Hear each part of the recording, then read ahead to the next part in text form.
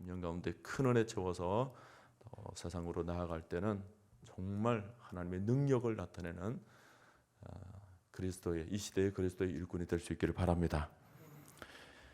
오늘 32절 말씀을 보면 믿는 무리라는 말이 나옵니다. 무리, 이것은 공동체를 말하죠. 그러니까 사도행전은 공동체가 시작되는 것입니다. 구약 시대에는 이스라엘이라고 하는 민족적인 개념이 있었는데 신약에서는 교회라는 공동체로 옮겨진 것입니다. 이것은 신약 시대에 나타나는 독특한 현상이에요. 하나님께서는 성령으로 새롭게 만든 하나님의 백성들을 이제는 이스라엘처럼 민족적인 개념이 아니라 교회라는 이름으로 무리짓게 하시고 그 교회의 은혜를 부어주셔서 성도들이 계속 성령의 임재를 유지하도록 만드시는 것입니다.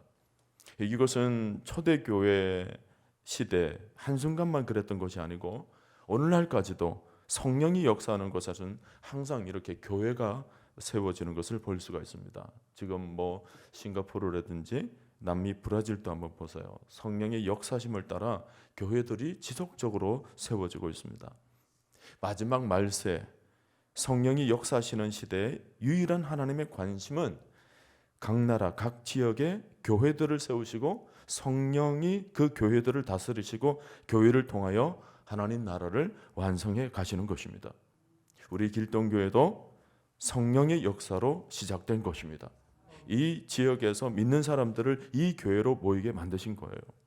하나님은 우리 교회를 통하여 이 시대에 이루어갈 사명을 주시고 우리 교회를 통하여 하나님의 나라를 확장하시고 수많은 역사들을 펼치고 계신 것입니다. 앞으로도 하나님은 우리 교회를 귀하게 사용하실 거예요. 믿습니까, 여러분? 지역에 있는 모든 교회들이 다 그렇습니다. 자, 33절을 보세요. 성령의 역사로 말미암아 큰 무리, 교회가 세워지게 되는데 초대교회 성도들이 성령의 권능을 받고서는 교회 생활하는 모습이 나오는데 좀 특이하죠? 믿는 무리가 한 마음과 한 뜻이 되어 모든 물건을 서로 통용하고 자기 재물을 조금이라도 자기 것이라 하는 이가 하나도 없더라. 사도행전을 보면 사랑이라는 단어가 나오질 않아요. 우리 한글 성경에서 보면 딱 한 번 나오기는 합니다만은 그것은 수식어로 사용되어졌을 뿐 헬라어 원문에서는 사랑이라는 단어가 없어요. 대신 사랑이 무엇인지를 구체적인 삶으로 보여주고 있습니다. 고린도전서 4장 20절 말씀, 하나님의 나라는 말에 있지 아니하고 오직 능력에 있습니다. 사랑이라는 말이 그대로 행동으로 드러나고 있다라는 것이 바로 사도행전입니다. 성령이 임하시면서 그냥 알고 있던 것이 그대로 삶 속에서 자연스럽게 녹아지고 있는 모습이에요. 여러분, 사도행전은 이론이 아닙니다. 신앙은 사상과 철학이 아니라 행동하는 것입니다. 우리가 말씀을 들을 때 자주 생각해야 될 부분이 뭐냐면 우리가 가지고 있는 믿음이라는 것은 명사가 아니라 동사라는 것입니다. 성령은 계속 우리를 움직이게 하시는 영이십니다. 자, 32절을 여러분 다시 보세요.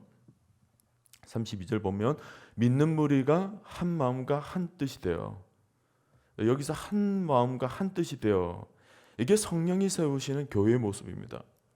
교회를 보통 에클레시아라고 말을 하는데 한 성령 안에서 함께 모인 공동체라는 뜻입니다. 그러니까 단순히 사람만 모여 있다고 바로 공동체가 되는 것이 아니라는 거예요. 성령이 우리 공동체 위에 임하셔야 하는 것이고 또 성령이 임하셨다는 것은 우리가 하나님의 마음으로 하나가 되었다는 것을 의미합니다. 사도 바울도 에베소서 4장 1절 이하에서 교회를 위하여 강조한 것이 뭐냐면 그러므로 주 안에 갇힌 내가 너희를 권하노니 너희가 부르심을 받은 일에 합당하게 행하여 모든 겸손과 온유로 하고 오래 참음으로 사랑 가운데서 서로 용납하고 평안에 매는 줄로 성령이 하나 되게 하신 것을 힘써 지키라. 여기서 맨 마지막 부분, 성령이 하나 되게 하신 것을 힘써 지키라. 그리고는 또 주신 말씀이 뭐냐면 몸이 하나요 성령이 하나이네 이와 같이 너희가 부르심의 한 소망 안에서 부르심을 입었느니라. 주도 하나이고 믿음도 하나이요 세례도 하나이요 하나님도 하나이시니 곧 만유의 아버지시라. 만유 위에 계시고 만유를 통일하시고 만유 가운데 계시도다. 이런 말씀들이 계속 강조하는 것이 뭐냐면 교회는 한 몸이라는 것입니다. 하나라는 거예요. 같은 천국을 바라보고 있고 살아가는 목표가 같고 섬기는 주님도 하나고 믿음도 하나입니다. 서로 다른 주님을 믿는 것이 아니에요. 한 주님으로부터 구원을 받았고 한 아버지 하나님께 속해져 있습니다. 또 뭐죠? 같은 성령으로 하나님의 같은 마음을 품으며 우리가 살고 있다는 거예요. 여러분, 교회는 단순한 사회 조직체나 어떤 사회 군집하고는 차원이 다릅니다. 우리는 무슨 혈연이나 지연이나 학연으로 모여 있는 것이 아닙니다. 무슨 종교적인 선호도가 같기 때문에 이 자리에 모여 있는 것도 아니에요. 오직 한 분, 그리스도의 이름으로 그리스도의 살과 피로 연결되어 있고 또 우리 안에는 성령의 거룩한 영으로 동일하게 부어졌기 때문에 우리는 한 하나님 아버지를 모시고 지금 함께 예배를 드리고 있는 것입니다. 교회에서 한 형제라는 말은 단어 그 이상의 의미를 가지고 있어요. 여러분, 우리 하나님께서 교회를 얼마나 사랑하시는지 아십니까?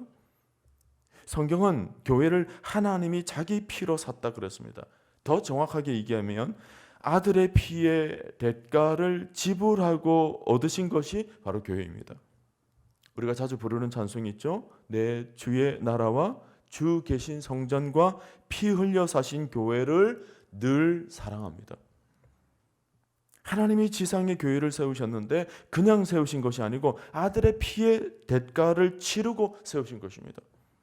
그리고 마지막 시대에 이 교회를 지켜내기 위해서 성령이 매일 매 순간 운행하시는 것입니다. 성도들 한 사람 한 사람을 지켜내기 위해서. 그러니 교회가 얼마나 소중합니까? 여러분, 이 세상에서 하나님의 은혜를 가장 많이 누릴 수 있는 곳이 어디입니까? 교회입니다.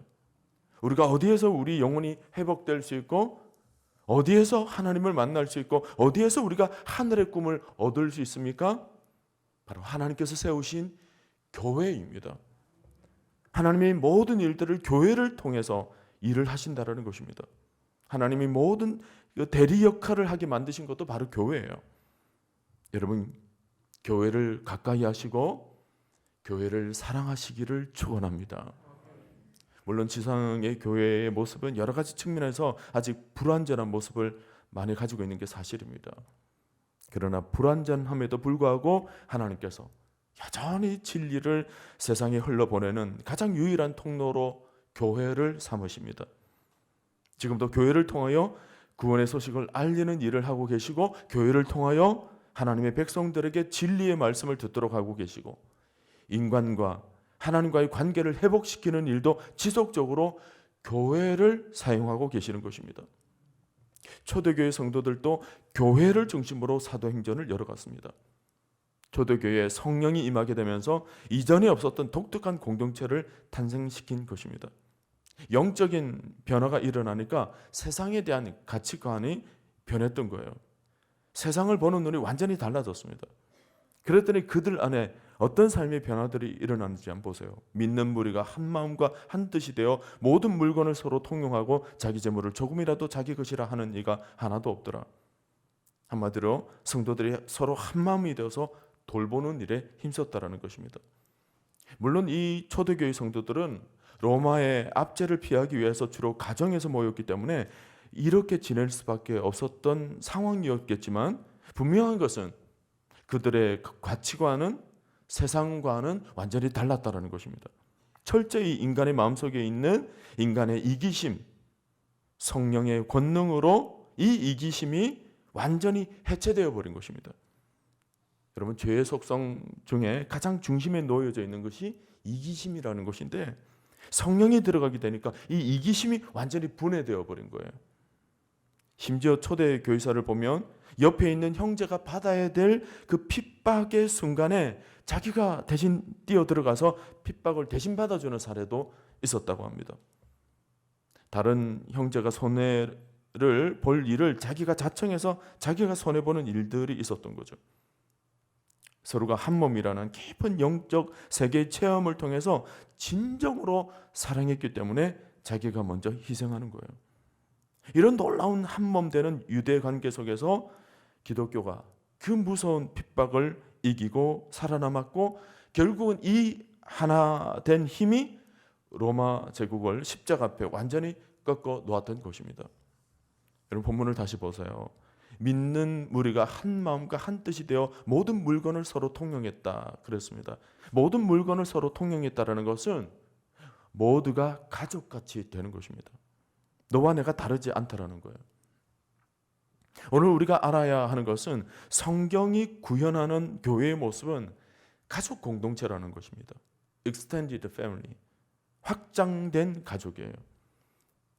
모든 물건을 서로 통용했다는 것은 단순히 외적으로 우리가 해석을 하기보다는 그 속에 담겨져 있는 가족 공동체적인 의미를 깊이 생각해야 합니다. 같은 마음으로 나누고 안아주고 통용하는 아이들까지 남의 아이들이 아니라는 것입니다. 모두 우리의 아이들이에요. 그래서 주일 학교도 가족 공동체죠. 제가 아는 어느 교회이긴데 그 교회는 장례식만 나면 온 성도들이 다 모이는 거예요. 성도들이 한 300명 정도 되는 교회인데 장례식이 나면 온 성도들이 모여서 달래주는 거예요. 꼭 돈으로 부조를 하지 않아도 좋아요. 그냥 함께 있어주기 위해서 가는 겁니다. 그 장례식이 딱 나면 꼭 교회가 이동된 것 같아요. 낮에 직장 다닌다고 못 오는 사람도 저녁에 또 밤이라도 잠시 들려서 기도해주고 가는 것입니다. 정말 가족 같은 교회예요. 저는 우리 길동교회도 그런 교회 못지않은 가족 같은 공동체인 줄로 믿습니다.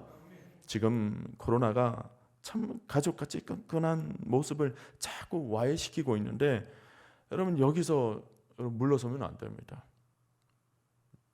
이제 서서히 풀리고 있잖아요. 코로나가 끝마치면 제일 먼저 해야 할 일은 서로가 서로를 정말 가족같이 돌보는 일입니다. 지금 한국 교회는 포스트 코로나 시대를 어떻게 준비할 것인가 이게 큰 과제고 이슈인데 그 중에 제일 중요한 문제는 성령 안에서 가족 공동체의 모습을 회복해야 된다는 것입니다. 지금 서로가 서로를 계속 단절시키고 있는데 여러분 이것은 어쩌면은 어두운 영이 이것을 이용하고 있는 줄도 몰라요. 자꾸만 우리를 와해시키는 거죠. 서로가 서로를 떨어뜨리게 만들고 그러면서 혼자 신앙생활하게 만들고 혼자 외롭게 지내도록 만들고 그리고 나중에는 뭡니까? 공동체 속에서 떨어져 나가도록 만드는 거죠. 이게 어두운 영이 하는 거예요. 그런 점에서 보면 우리 교회가 가지고 있는 강점이 포스트 코로나 시대에 굉장히 빛을 발할 수 있습니다. 가족 공동체의 모습 말이에요. 딱 우리가 가족 공동체 모습으로 지낼 수 있는 딱 알맞은 사이즈. 이 속에서 소그룹까지 활발히 살아나게 되면 정말 초대 교회와 같은 모습으로 회복될 수 있는 거죠. 아멘입니까? 오늘 본문은 성령이 세우시는 교회가 어떤 모습인가 하는 것을 선명하게 보여주고 있습니다. 사실 사도행전 2장에서 이미 나왔던 내용이었는데 오늘 4장에서 또다시 보여주고 있는 거죠. 한 마음과 한 뜻이 되었다. 물건을 서로 통용했다. 자기 재물을 자기 것이라 주장하는 사람도 없었다. 가난한 사람이 없었다. 이런 말씀들. 정말 초대교회 성도들은 성령의 거대한 역사 속에 첨벙 들어가서 완전히 성령이 운행하시는 삶을 살았던 것입니다. 그랬더니 고린도전서 13장에서 말씀하시는 사랑을 온전히 이루는 공동체가 될 수 있었습니다. 이것은 하나님의 뜻이고 하나님의 비전의 모습이었던 것입니다. 여러분 이런 모습을 세상에서 찾아볼 수 있습니까? 없어요. 무슨 이데올로기로 이런 모습을 억지로 만들 수 있나요? 없습니다. 오직 성령께서 임하실 때 우리가 이렇게 변화될 수가 있는 거예요. 오늘 말씀은 문자 그대로 보면 왠지 지금의 모습과는 조금 동떨어져 있는 것 같아서 우리 시대와는 상관이 없는 말씀처럼 들릴 수 있겠지만 여러분들이 이 말씀의 본질적인 의미를 이해하셔야 됩니다. 그게 뭐냐면 초대교회 성도들은 철저히 성령께서 이끄시는 일에 전적으로 순종했다라는 것입니다. 초대교회 성도들도 처음에는 하나님의 역사를 따라 산다는 것 자체를 생각하지 못한 일이었어요. 근데 초대교회 성도들로 하여금 이렇게 할 수 있게 만든 것은 그들에게 임한 성령의 권능 때문이었습니다. 성령의 권능으로 그 시대에 가장 적합하도록 성령께서 이끌어갈 때 그들은 무엇이든지 그대로 순종했다는 거예요. 그대로 따라갔다는 것입니다. 오늘 33절에 보면 기가 막힌 단어가 나오죠. 큰 권능 그리고 큰 은혜라는 거예요. 오늘 말씀하시는 권능이라는 게 뭐죠? 이것은 땅에서 나오는 것이 아니라 위로부터 나오는 파워, 위로부터 더딥혀지는 힘입니다. 이 권능은 하나님의 능력이 우리에게 전이되는 거예요. 성령이 임하시면 권능을 받고 이렇게 성령 안에서 연결된 파워죠. 하나님께서 행하시는 능력과 유사한 힘이 우리들에게도 나타난다는 거예요. 환난과 고난을 이겨내는 힘, 사랑할 수 없는 사람을 사랑할 수 있도록 만드는 능력, 세상을 이기게 만드는 능력, 또 물질을 다스릴 수 있는 능력, 이 모든 것이 성령의 권능에서부터 나오는 것입니다. 초대교회 성도들은 이런 하늘의 권능을 받으면서 살았던 것입니다. 여러분 초대교회 제자들을 한번 보세요. 그들이 무슨 세상에서 공부를 많이 했습니까? 공부를 제대로 하지 않았음에도 불구하고 그들에게는 권능이 나타났습니다. 경험이 많은 것도 아니에요. 세상적인 것을 갖추고 있지도 않습니다. 그러나 권능이 모든 것을 안겨다 주었던 것입니다. 그 시대에 무슨 첨단 과학을 가지고 있지도 않았어요. 그런데 능력으로 과학이 설명할 수 없는 일들이 일어났던 것입니다. 이것이 권능, 디나미스의 파워입니다. 우리에게 하늘 권능이 임하게 되면 그때부터는 우리 실력이 아니라 하나님의 능력으로 사는 거예요. 성령의 권능이 없이는 우리가 하나님 주신 말씀들은 많고 우리가 가야 할 믿음의 길은 너무나 멀기만 하죠. 우리의 본성에 비춰봤을 때는 하나님 말씀을 듣기는 들었지만 그대로 살아낼 힘이 없는 거예요. 우리가 어떻게 오른뺨을 맞을 때 왼뺨까지 돌려댈 수 있습니까? 어리도 가기 싫은데 어떻게 심리의 길을 같이 갈 수가 있는 거죠? 어느 것 하나도 우리의 본성에 맞추면 들을 수 있는 말씀이 하나도 없어요. 그냥 이 시대에 걸맞게 적당히 재해석하거나 적당히 무시하면서 사는 거죠. 그러나 여러분, 하나님은 우리에게 말씀하십니다. 너희가 힘이 없지? 말씀을 지켜낼 힘이 없지? 때문에 성령을 구하라 말씀하십니다. 성령을 우리가 얻게 되면, 성령이 우리에게 부어지게 되면 누르고 흘러 넘치도록 하나님께서 불러 주실 것이고, 구하면 그렇게 주실 것이고, 그 힘으로 세상을 힘있게 말씀 가운데 살 수 있도록 만들어 주신다. 하나님께서 그렇게 약속하시는 것입니다. 오늘 여러분 성령을 구하시길 바랍니다. 여러분 표준이 높지 않으면 우리 삶은 그만큼 천박해집니다. 우리가 도달해야 될 말씀의 지표가 너무 높게 느껴질 수도 있겠지만 그렇다고 우리 스스로를 그 목표를 낮춰버리면 우리의 신앙이라는 것은 그저 세상의 것과 구분 지을 수 없게 되는 것입니다. 다른 말로 하면 세상 사람들과 전혀 차이가 없게 되는 거죠. 우리가 도달해야 될 삶의 표준을 너무 낮게 잡으면 말씀은 그만큼 멀어지게 될 것이고, 그렇게 되면 우리는 말씀과는 무관한 삶들만 부끄럽게 살다가 그냥 이 생을 마감하는 것입니다. 사도 바울이 표대를 향하여라고 했을 때 그냥 달려가는 것이 아니에요. 표대를 향하여 그리스도 예수 안에서 하나님이 위에서 부르신 부름의 상을 위하여 달려가노라 그랬습니다. 우리의 표대를 높게 세우고 높은 곳을 향하여 달려가게 되면 하나님이 위에서 예비한 상이 있다라는 것입니다. 여러분, 성령의 권능을 날마다 덧입을 수 있기를 축원합니다. 성령의 권능을 덧입으면 여러분 달려갈 수 있습니다. 그리고 여러분 달려가실 때 이 땅에서의 삶이 끝이 아니고 저 영원한 천국에서 하나님께서 예비한 면류관이 있음을 꼭 기억할 수 있기를 바랍니다. 성령의 권능은 우리의 본성을 내려놓고 하나님의 형상을 덧입게 만들어 주십니다. 우리의 이기심은 우리 안에서 해체되고 대신 하나님의 형상이 우리 안에 드러나도록 만드는 거죠. 전에는 내 것을 위해 살았다면 이제는 내 것이 아니라 하나님의 것을 위해 살게 되고, 전에는 내 필요를 채우기 위해서 살았다면 이제는 내 이웃의 필요를 채우기 위해 기도하게 되는 것입니다. 우리가 아직 살면서 이런 성령의 강력한 은혜를 경험하는 것이 남은 우리 삶의 가장 큰 과제예요.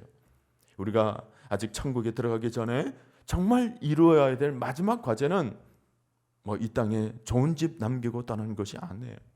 자식들이 좋은 직장 다니는 것 보고 눈 감는 것이 아닙니다. 주의 뜻이 이 땅 가운데, 주의 뜻이 이 교회 가운데 정말 실현되는 것을 보고 가는 것이 우리가 이루어야 될 마지막 파이널 과제, 마지막으로 우리가 얻게 될 가장 큰 축복인 줄로 믿습니다. 성령의 권능으로 모든 우리의 본성들이 녹아지고 모든 옛사람들을 벗어나 우리 안에 새로운 하나님의 영으로 가득 채우는 것입니다. 내 안에 내 자아는 그리스도와 함께 십자가에 못 박히고 성령 안에서 이제 그리스도만이 내 안에 살아서 하나님의 형상을 완전히 닮아진 삶, 이것이 하나님께서 꿈꾸시던 하나님 나라의 비전인 것입니다. 지금 초대교회는 이 하나님의 형상이 회복된 거예요. 로마 시대, 그 어두웠던 시대에 하나님의 형상이 회복된 것을 그들은 경험했습니다. 누구든지 믿음 안에서 성령의 권능을 덧입게 되었을 때 이와 같은 모습을 지니게 되었다라는 것을 오늘 말씀은 정확하게 우리들에게 지금 보여주고 있는 거예요. 여러분, 신앙은 아는 싸움이 아니에요. 이론의 싸움이 아닙니다. 그 말씀 내가 알고 있다가 아닙니다. 알고 있는 것이 움직이는 거예요. 폭발하는 것입니다. 능력으로 나타내는, 내가 알고 있는 말씀이 능력 가운데 삶 속에서 경험되어지는 이 역사가 우리에게 일어나야 한다는 것입니다. 사도행전은 이 성령의 권능이 교회들을 강력하게 이끌어가는 거죠. 기적이 막 일어나고 환상을 보고 모든 세대가 꿈틀거리는 동력이 일어나게 된 것입니다. 아주 파워풀한, 움직이는, 파도가 치는, 바람이 부는, 불이 붙는 역사. 여러분, 이런 단어에서 무엇을 느끼셨습니까? 활활 타오르는 역동적인 동사가 느껴지지 않습니까? 여러분, 지금까지 믿음을 명사로 하셨다면 이제는 동사로 바꾸십시오. 여러분이 알고 있는 믿음은 여러분 안에 그냥 갇혀져 있는 것이 아닙니다. 여러분 삶 속에서 이제는 나타나야 되는 것입니다. 여러분, 은혜라는 것이 무엇입니까?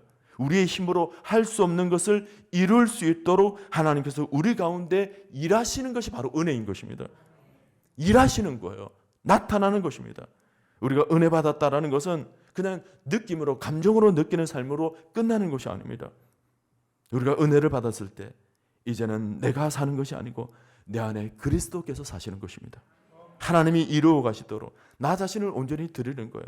나의 마음과 나의 생각과 심지어 나의 감정과 나아가서 나의 전인격까지, 나의 모든 삶까지 하나님께 드리고 하나님께서 나를 이끌어 가시도록 나의 모든 것을 내어 드리는 것입니다.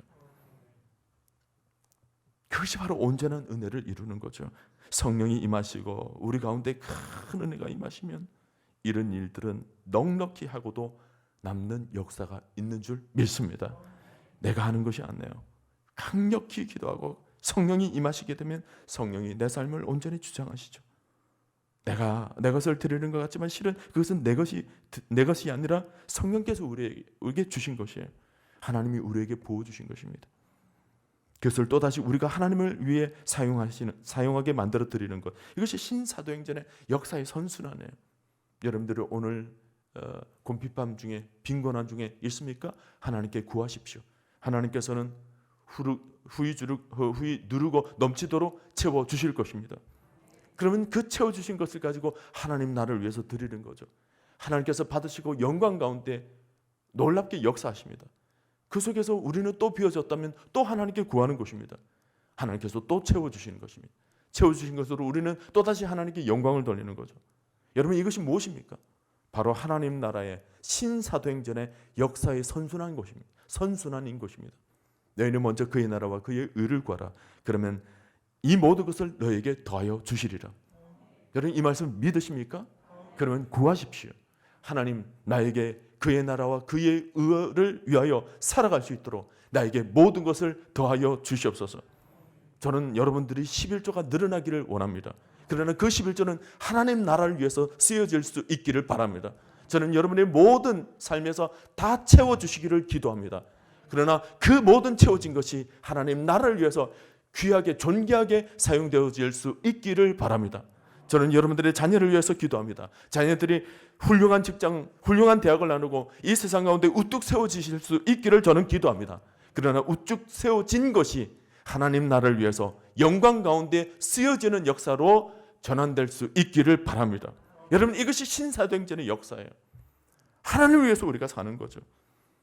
저는 우리 교회가 지속적으로 기도하고 나아간다면 성령이 우리 가운데 역사하시면 정말 이 시대 가운데 하나님께서 기뻐하시는 교회로 완전히 거듭날 줄로 믿습니다. 하나님, 우리 교회 안에 사랑이 권능으로 나타나게 하여 주옵소서. 이기심이 사라지고 질투가 사라지고 미움이 사라지고 원망, 불평이 사라지고 정말 성령이 운행하시는 하나된 교회가 되게 하여 주옵소서. 우리 안에 분열시키는 어두운 영은 예수 그리스도의 이름으로 이 시간 물러가게 하여 주시옵소서. 하나님을 이론적으로 아는 것이 아니라 경험적으로 체험되어지는 삶, 복음을 이해하는 것이 아니라 복음을 자기가 직접 경험하는 삶, 말씀을 아는 것이 아니라 말씀이 심령에 불이 붙어서 삶 가운데 뜨겁게 역사를 일으키는 삶, 이런 삶을 살게 될 때 신자의 삶은 그야말로 이 땅을 살면서도 천국과 같은 삶을 살게 되는 것입니다. 사도행전에 나오는 초대교회 성도들이 바로 그런 삶을 살았다는 거예요.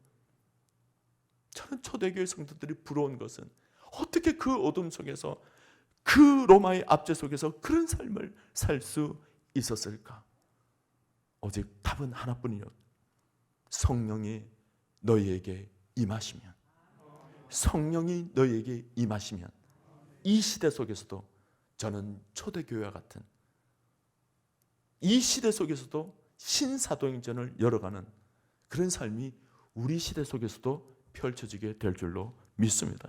여러분, 이 믿음을 가지고 새벽에 성령을 구하십시오. 오늘 여러분 모두가 우리 삶 속에서 임재하시는 성령님, 그 성령님의 역사에 첨벙 뛰어들어갈 수 있기를 바라고, 그래서 이제 이 공동체 안에서도 정말 신비한 은혜가 날마다 경험되어지므로 신앙생활이 날마다 정말 천국과 같은, 축제와 같은 삶이 펼쳐질 수 있게 되기를 주님의 이름으로 축원드립니다.